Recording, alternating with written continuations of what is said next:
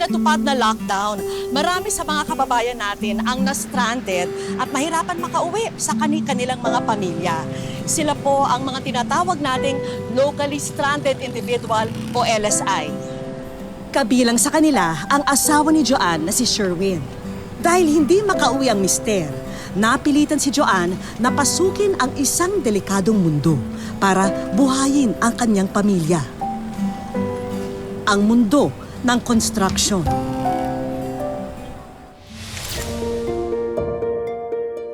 Taong 2004, nang magsama ang fruit vendor na si Joanne at ang construction worker na si Sherwin. Sa 14 years nilang pag-iibigan, nagkaroon sila ng 3 anak. Ako'y nakapagtinda po ng prutas at yung asawa ko po ay nagko-construction. Oh, Ano po yung binabakuha mo? ayan. Ipasok mo muna yung mga green. Ma, okay ka lang po ba? Ba't parang ang lungkot mo? Lait to. Dami lang akong iniisip. Malapit na kasi magkatapusan. Alam mo na, dami nating kailangan bayaran. Tsaka, dami nating utang. Hayaan mo na po yun, Ma. Bukas itutodo natin yung benta. Ilalabas ko po yung talent ko. Ito. Banana, banana, banana, pilita. Banana, banana, banana, pilita. Himik ka dyan. Imbis na makabenta tayo, malalapit ka eh. tayo, Mama. Huli ka, Malbon! Papa? Pa! Parara! Parara! Ang kukulit. Ang daming gagawin. Sandang-sandan. Akin na to, Mama. Mama, akin na to para matangkot mo na. Tanda mo na, nakakasya ah. Alam mo ikaw, sungit-sungit. Tumakas na nga ako sa construction para lang mapuntahan kayo. Lalo ka na. Mama, mag-ahuli ka. Ayan kasi kayo eh. Gusto niyo talaga ako ihulog dito eh. Ano ba sa mauwi? Magsungit ka eh. Bili pa kaya ako ng lechon.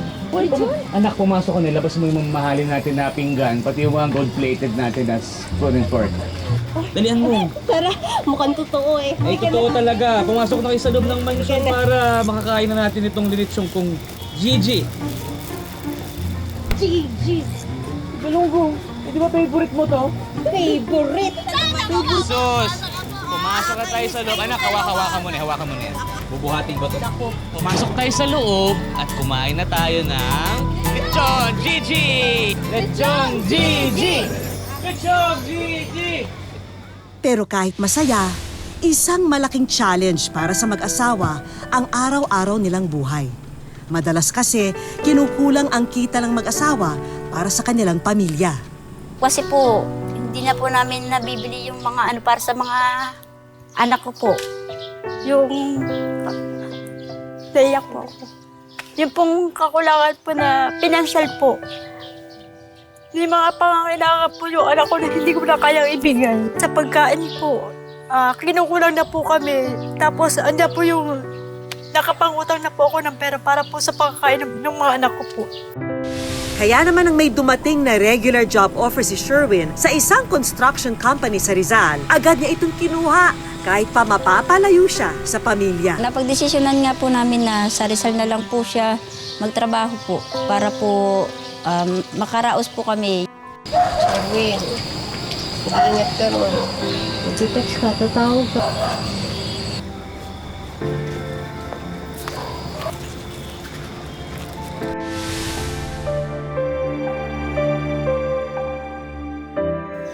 Malaki pong sa mga anak ko na yung ama nila lumayo po. Mahirap po yung decision namin na doon siya maghanap buhay. Kesa naman po na andito nga, wala naman po silang makakain. Galit na galit kami na si Aling Cherry. Nangako kasi ako sa kanya na babayaran ko yung mga utang natin eh. Pero ang inaasahang swerte ni Sherwin ay nauwi sa wala. Dahil pagdating ni Sherwin sa Rizal, hindi nagkatotoo ang regular na trabahong ipinangako sa kanya. Wala eh. Kipit tayo. At ang masaklap, Inabutan pa si Sherwin ng lockdown dahil sa COVID-19. Kaya naipit na siya sa Rizal at hindi na nakauwi sa pamilya. Pasensya ka na rin, ha? Kunti lang papadala ko. Sino bang mag-aakala na pagkarating namin dito wala kaming kontrata. Tapos sinabutan pa ako ng lockdown. Alam mo, kung alam ko lang, hindi na sana ako umalis.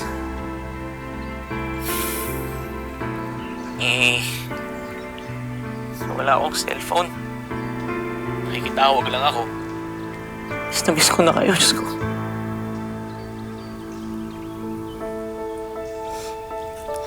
Ano ka ba? Kaya natin to.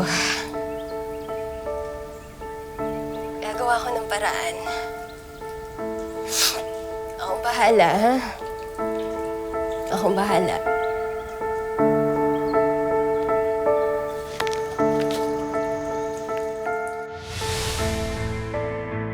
Dahil din sa lockdown, tuluyan na ring nalugi at nawala ang fruit stand ni Joanne.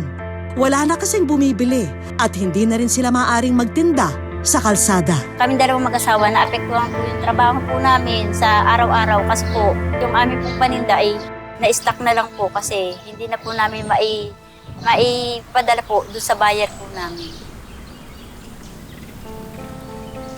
Kaya naman ang mag-asawang Sherwin at Joanne, lalo patuloy nalubog sa utang. Minsan po, nagsisimula pa lang po siyang magtrabaho na na-advance na po niya yung sasahodin po niya. Alam po, magpapadala po sa amin, 500 po. Tapos, siyempre, gagana naman po, pangkain naman po niya, mababali din po niya. Bago po dumating yung sahod, minsan kukunti na po. Minsan, nangungutang sa kapitbahay pag walang trabaho si mama. Yung minsan po, talaga bawal po lumabas.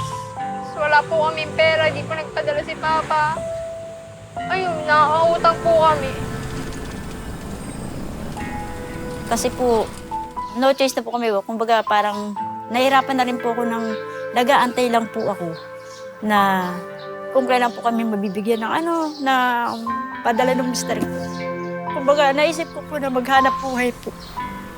At ang naging bagong karera ni Joanne, sa isang mundong malayo sa nakasanayan niyang fruit stand, napunta siya sa peligrosong mundo ng construction. Yung pong, kapitbahay po namin, siya po yung nagbanggit na kailangan po daw ng kasama sa trabaho dito po sa construction. Hindi na po ako nag-isip na, nag-inarte na, ayoko dyan, ganito, ganyan.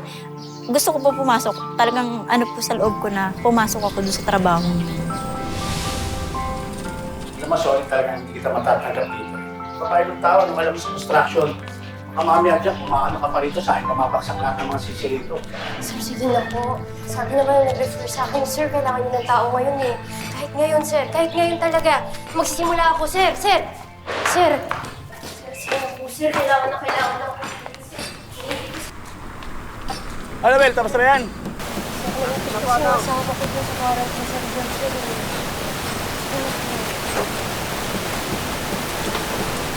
Sige. Siguraduhin mo lang na hindi ka papalpak sa trabaho mo, ha? Simula ka na bukas. Siguraduhin mo lang maayos sa magiging trabaho mo, ha? Mahirap dito ang hindi matuto. Tingnan ko po lahat. Sige. Bukas na lang.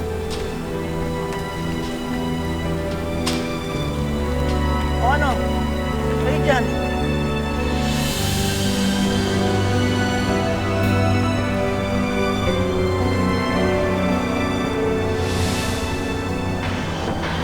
Yung unang pasok ko po dito, nag-is-is po kami dun sa pinto ng simbahan sa may harapan po.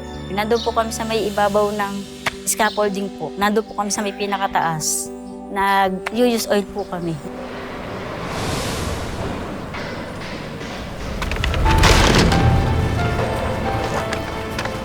Ano ba naman yan, Joanne? Ulit na lang yung nangyayari sa'yo, ha? Ayusin mo naman yung trabaho mo. Pasensya na, sir. Nadulas lang. Hindi ko masasabit niyan, eh. Sige, ikaw rin. Ayusin mo na lang yan, ha? Salamat, pasensya na. Nadulas lang.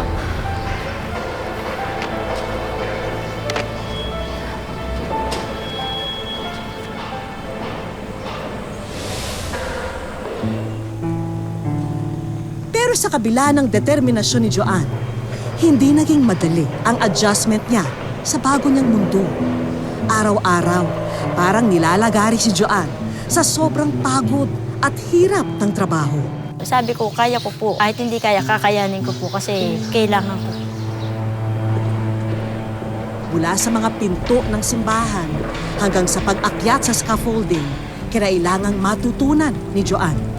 Kaya madalas tuloy, nag-aalala para kay Joanne ang kanyang mga anak, lalong-lalo na ang panganay niyang si Krisha. Siyempre po, nag-aalala. Ano po eh?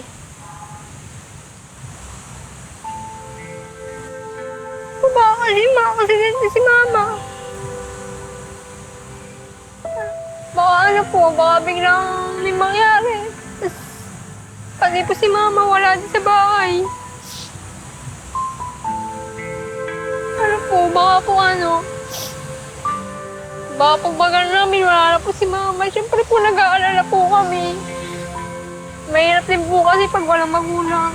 Yung pakit-akit po siya dun sa may mataas na sa may simbahan. Inisip ko baka bigla po malaglag si Mama. Konting pagkakamali mo lang po, napakadelikado po pag ikay aakyat talaga sa scaffolding lalo. Ay ang ano lang po nun, dalawang apakan lang na makitid.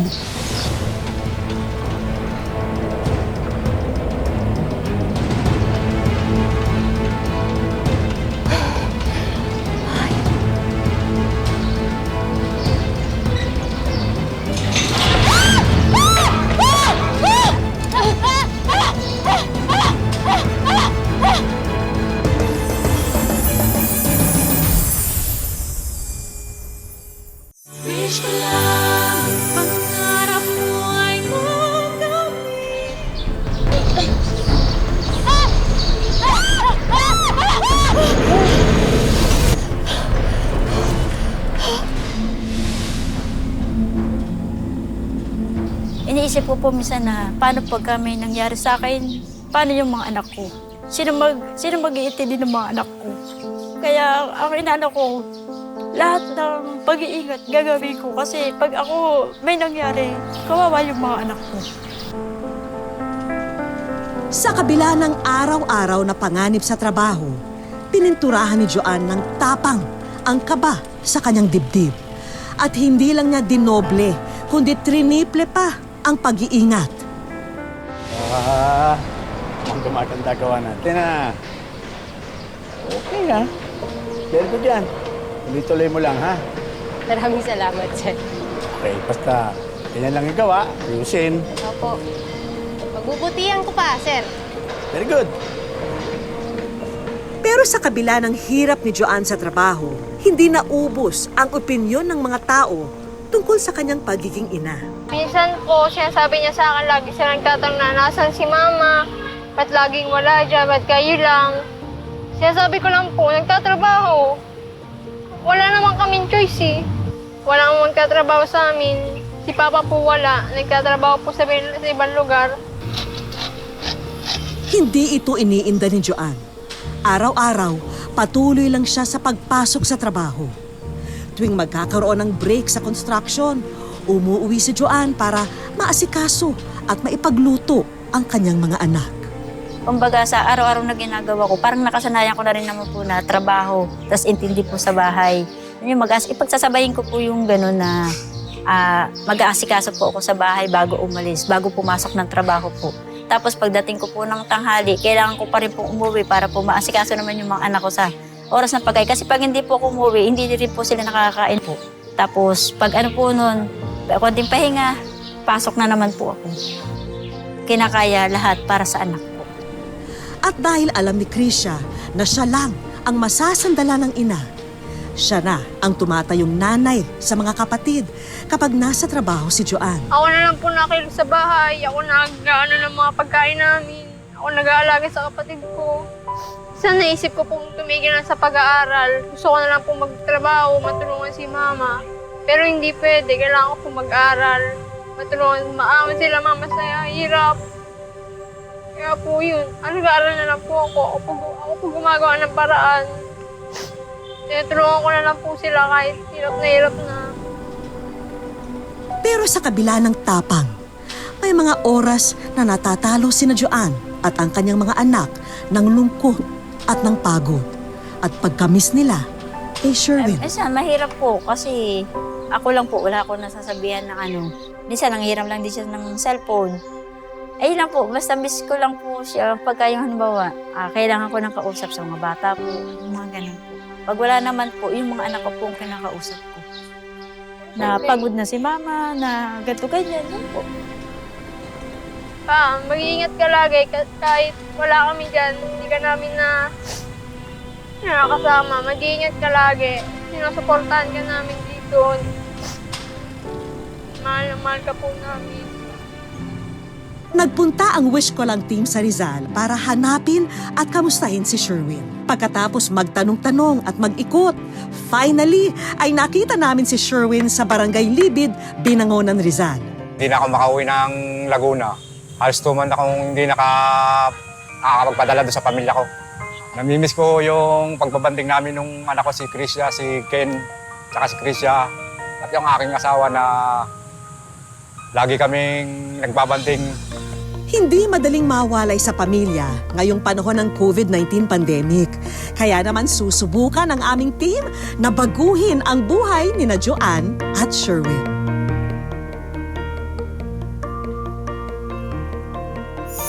Sinundo namin si Sherwin sa kanyang pinagtatrabahuan sa Rizal. At para higit na maging espesyal ang muli nilang pagkikita, isang makeover ang ginawa namin kay Joanne at sa kanyang mga anak.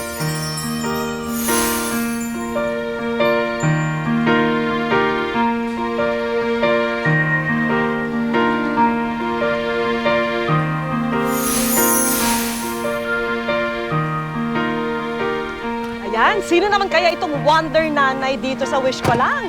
Tapos na kaya ang kanyang makeover? Tignan na nga natin. Wow naman! Grabe!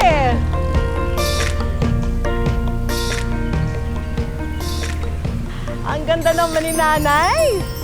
Sino mag-aakala construction worker yan?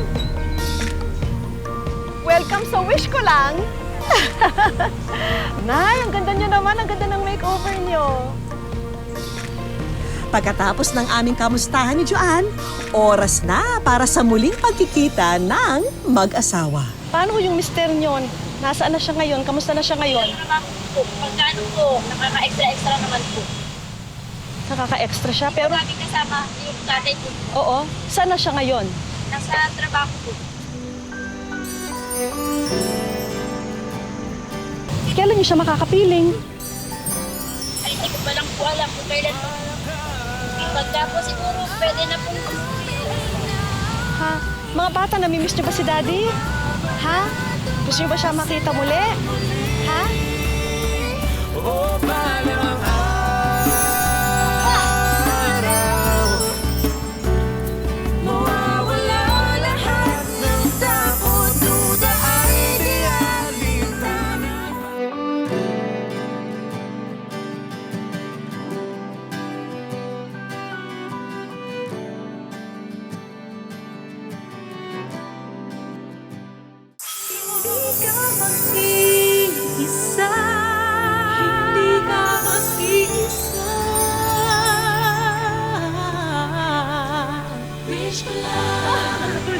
Hindi ko po akalain na yung mga oras na yun, makakasama ko po yung asawa ko. Oh, di ba? Di ba kasama na kayong lahat ngayon? Tay, ano yung masasabi sa misis niyo? Tignan niyo naman ang ayos niya. Nung hindi ko pa sila nakikita, sobrang namimiss ko sila. Tapos nung nagkita na kami, nayakap ko sila. Masayang masaya na nakita ko sila. Joanne, meron kaming hinandang big surprise para sa pamilya niyo. Habang naglalakad po kami, mag-anak po, meron po kami nakita isang malaking box po na hindi po namin iniisip kung ano po yung laman ng nasa loob po.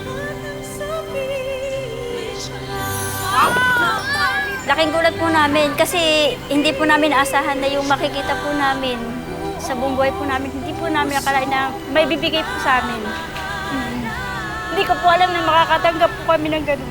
Wow!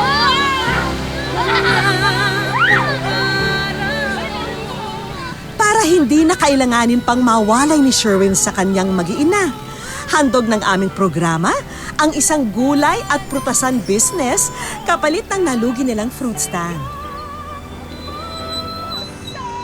At isang electric bicycle o e-bike para kay Sherwin para sa muling pagbangon ng kanilang negosyo. At para naman sa ating wonder nanay na si Joanne, isang online business ng beauty products na makakatulong sa pang-araw-araw nilang gastusin. At para sure na ang pagkolehiyo ni Krisha, isang scholarship grant naman ang sagot ng STI. Salamat po. Laking tulong po sa amin po. Para po sa anak ko. Pagkakita ko doon sa binigay na scholarship, ay tuwan-tuwa po ako dahil hindi ko po kayang ibigay sa anak ko yung ganong pag-aaral, lalo na yung paaralan ay kilala pong paaralan. Sinamahan pa namin yan ng isang laptop at pocket wifi para makatulong sa pag-aaral nilang magkakapatid. Hindi na rin problema ang pag-uusap ng mag-asawa dahil binigyan din namin sila ng bagong cellphone.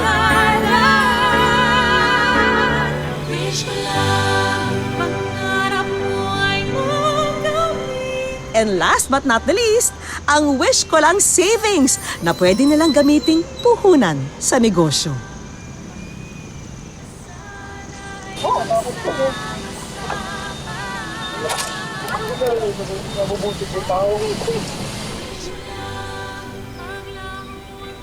Sulit po lahat yung ginawa ko pong paghihirap. Ito po nagkaroon po ng pandemic. Malaking tulong po yung binibigay po niyo sa amin na hindi ko po akalain. Yung pong sa hanap buhay po namin, malaki pong tulong. Salamat po.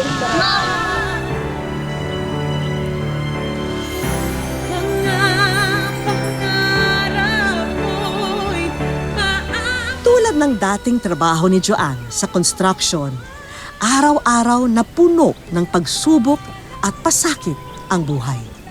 Pero pinatunayan ng kwento ni na Sherwin at Joanne na gaano man katindi ang unos na dumating, hindi nito kayang sirain ang isang tahanan na ang pundasyon ay sakripisyo at pagmamahal. Talagang na-miss po namin ang mga tagpong ito, mga kapuso. At na-miss din namin na makasama kayo tuwing Sabado. Kaya maraming salamat po sa walang sawa niyong pagsubaybay. Next week po ulit, mga kapuso, ha? Ako po si Vicky Morales. At ito po ang Wish Ko Lang.